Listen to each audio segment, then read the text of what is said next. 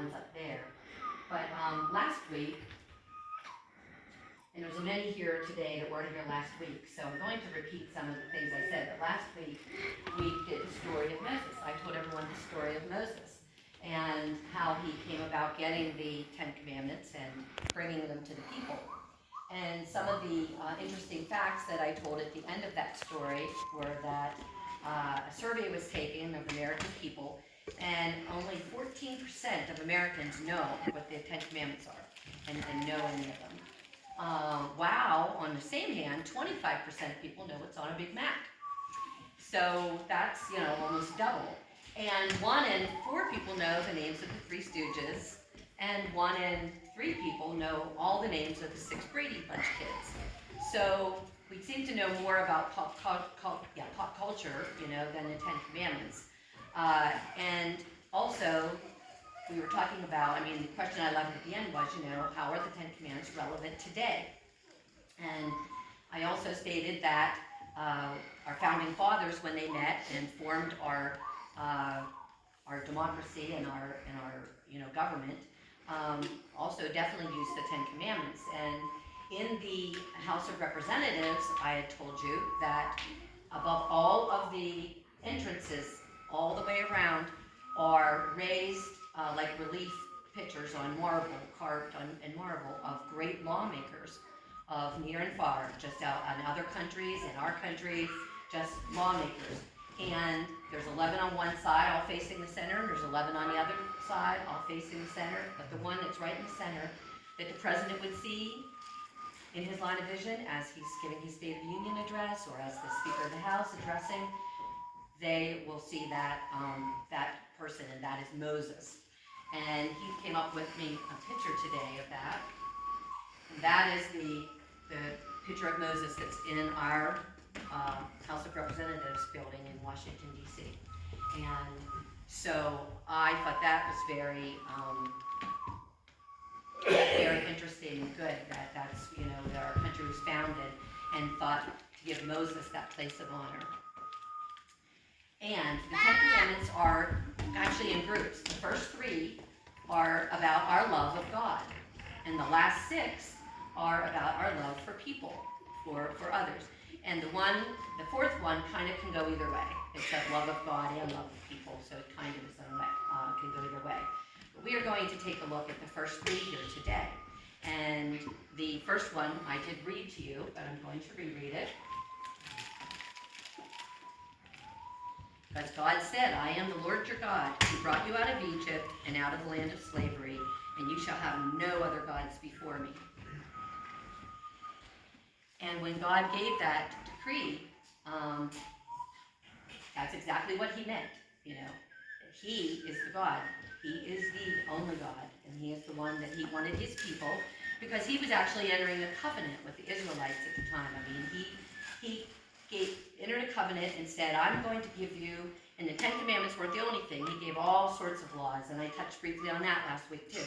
All the different laws that he gave that they were to live by, from just everything to do with their temple and how it was to be set up, and how they were to deal with others in their community, socially and whatnot, and how they were to build a special ark for the rules, and how they were supposed to, just everything. He gave them a whole list of things, but his covenant was then, I will bless you as a people, and you are my people, and I will bless you. And that's the one thing that I neglected to pray for this morning. Why in the world? What is going on in Israel right now? It's just so vitally important that we keep those people in prayer, because they are God's chosen people, and they are the ones that, this is just another calamity they are facing, and we need to be on their side, because when God set up that covenant, when Paul went out and preached, and when Peter went out and preached, they were trying to reach the Gentiles, and that's us, okay? And they were trying to reach the Gentiles, and they were extending that covenant to us. So that covenant has been extended to us, and so we need to be the people in Israel and our prayers.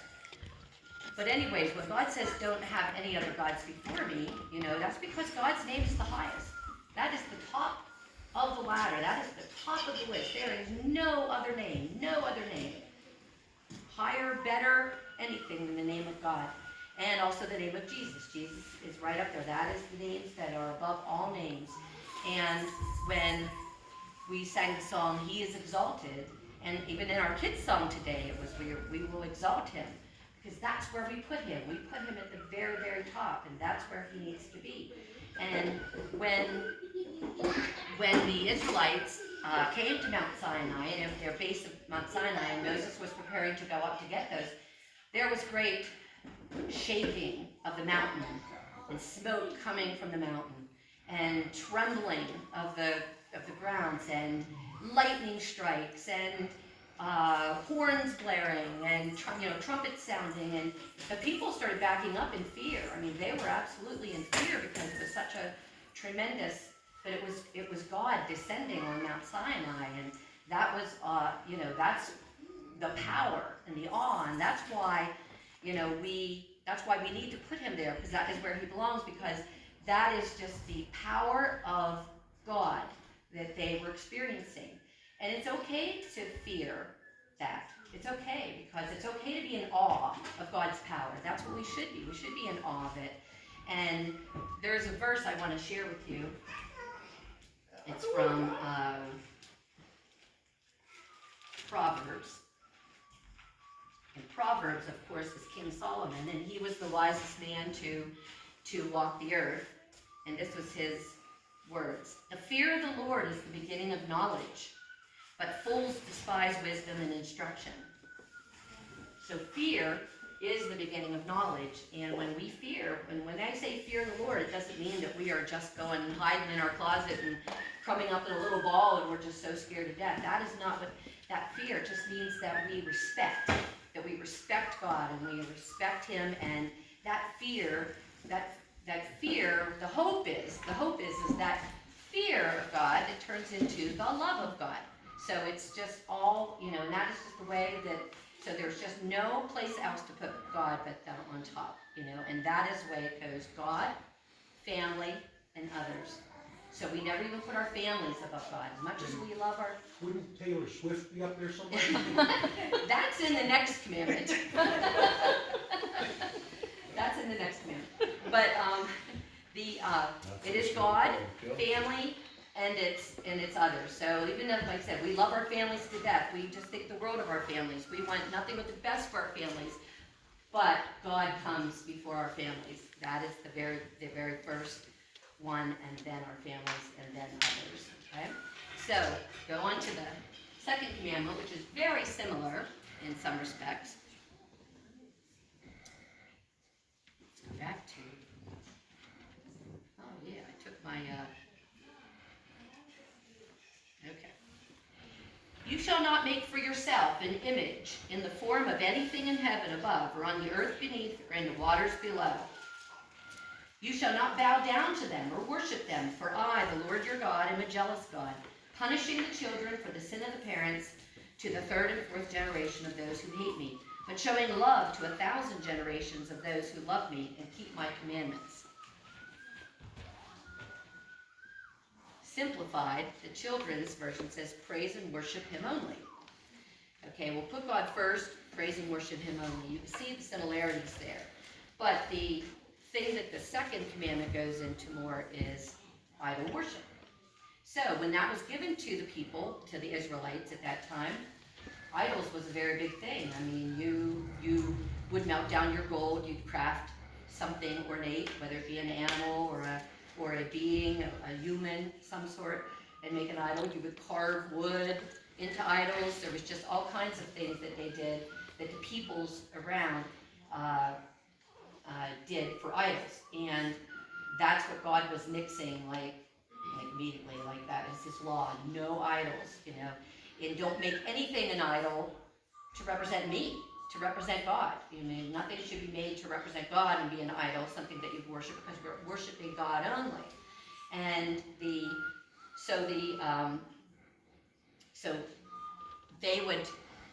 they really disappointed Him. I had shared that last week when Moses went up. He spent 40 days and 40 nights on Mount Sinai. And when he came back and returned, they had a golden calf made. They got tired of waiting on Moses and thought they needed something to worship, and they created a golden calf. And that caused a lot of problems, and those people lost their opportunity to go into the promised land over it. But that is just a hard and fast rule of God's, no idols. So the question needs to be asked, okay, how does that translate to today? Do we have any kind of idols? Do we have anything that we considered idols? Anything that is put above God is what would be considered an idol. If we take something and we think more about it and want to, exclusivity of it because it means so much to us that it overtakes our love for God in some area of our life, then that can become an idol. And truly, the biggest idol that we worship probably would be self. Okay, we all are guilty of that. I mean, I absolutely have been guilty of that. We always were guilty of just something that we want. We want what we want. Is that how they say it? We want what we want. And so we kind of go after a lot of times some of the things we want.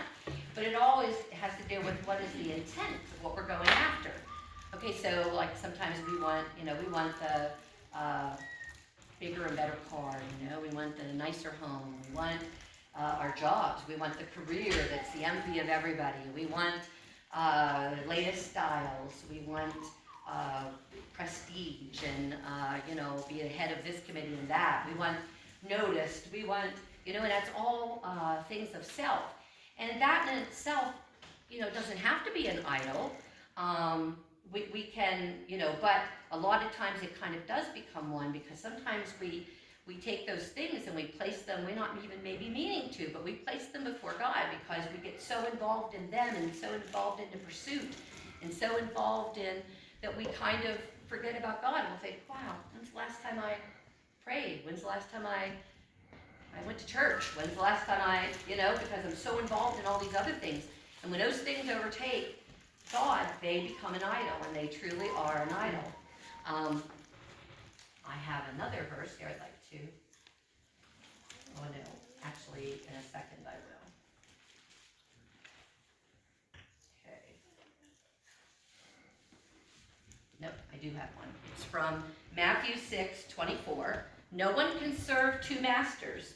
Either you will hate the one and love the other, or you will be devoted to the one and despise the other. You cannot serve both God and money. Okay, all those things I named that I talked about in doing there was mainly all involved money. Okay, because all those things, those wants and desires we want a lot of times, need money for them. So does that make money bad? No, money's not bad. Money is not the, they say money's the root of all evil, but the money itself, it's our intent where that money is concerned. It's our relationship with that money. If that money is just the most important thing in our lives to make and get and spend, then we have a bad relationship with it. But if, because money, let's face it, money feeds the poor. Money takes care of the unwed mother. Money takes care of people who are in disasters and they have lost their homes. Money takes care of that. Money takes care of a lot of really awesome things. Money is a very important thing, and we do need it. Okay, but what is our relationship with that money? So if we are scurrying around trying to make money hand over fist so we can get all those material things that we just want, all those material things in our home that we strive for all the time, if that's our only reason for going out to work, well then we have a bad relationship with money. But if God wants us to have nice things too, there's no problem with that. There's no problem at all. But he also wants us to be a servant and a giver and to share that money with others and to do things to help other people, and that is very important. And if we keep that balance, or if the balance goes even more towards the giving, and we do not have a bad relationship with money, then that is no problem, and so then it's not an idol.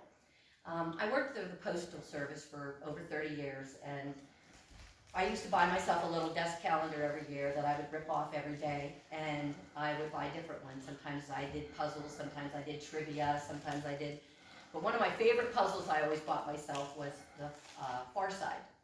I don't know if anybody here is familiar with the Far Side, but it's just humorous little drawings with a lot of times some of the sayings underneath them really hit home. I mean, but there's just a lot of things. And there was one that I had, I know for sure, I bet any money that thing hung in my window of my post office window that I could look at it every day when I waited on my customers, probably over 15 years, because I just loved it that much. It just hit home to me. It made me stop and think a lot, so I just kept it there, and so I had Heath do a picture of it for us so I could share it with you. Okay. There's a picture of the woman in the black, so it's a funeral kind of picture, and everything's kind of open to the clouds, and she says, it's George, he's taking it with him. Okay, so George is taking it with him, which of course we all know that's a fabrication. We cannot take it with us. Okay, so all of the material things that we strive for a lot of times, there they stay. I mean, there's a verse in Ecclesiastes. I don't know exactly how it goes, but there again, that's Solomon who said it. He said, I work and work, we labor and labor and labor all our lives, and then we leave all the fruits of those labors to somebody else to enjoy. And so it's kind of just saying how silly sometimes that we do things, and when those things could be maybe possibly shared and done good with during the time we're alive. But I always loved that because I thought that it just spoke to me, to try to keep a hand on that area of my life, because it's very, very easy. I absolutely have to confess I have way too much stuff, and I would love to someday get, I just love to get rid of a lot of it. And I think the older we get, we really get like that a lot. But those things can become an idol, and there's other things of self that become idols too. We in the idolatry of self, and that's to try to satisfy like many different desires we have. We tend to eat too much. That's my biggie. We eat too much. We drink too much. We meditate too much. There's just a lot of things that we do that way that can become an idol. And then there comes Taylor Swift. Okay. I don't know why you stole my thunder. No, but somebody has the kind of power. That's a lot of power. Some people in the sports world, in the entertainment world, and anywhere they hold a lot of power. And if we allow our every thought and our self to drift to that, more so than where our minds and sight should be, that can become an idol. It can become an idol, and especially to our young people. And so we try to, hopefully make them understand that yes, you can love lots of people, but you need to still keep your focus on where your idols are and how much you place on them, because that's the same way in the sports world. We have fans, we have super fans of different things that become obsessed. It's an obsession, and those obsessions can become idols. When I was studying this, I had a thought in my mind, because I remember I have not been in a bingo hall for years, and Patty could probably help me with this, but I know that there were times when you would go to a bingo and you had to have your same seat. If you got there and somebody was in your seat, it was like the world was coming to an end. And so you got in that seat, and then you lined up all your bingo daubers, or whatever they are called, and you line up all of your lucky rabbit's foot, and your coin, and your four-leaf clover, and your whatever, and you have it all there, and you've almost created a shrine, and I know people in the sports world too have created shrines of things with sporting things. Those things can become idols. Anything that takes your mind and your focus off of the Lord is something that can become an idol, and it just is what God is meaning by this. He just doesn't want those idols in your life, and He wants your focus to be on Him.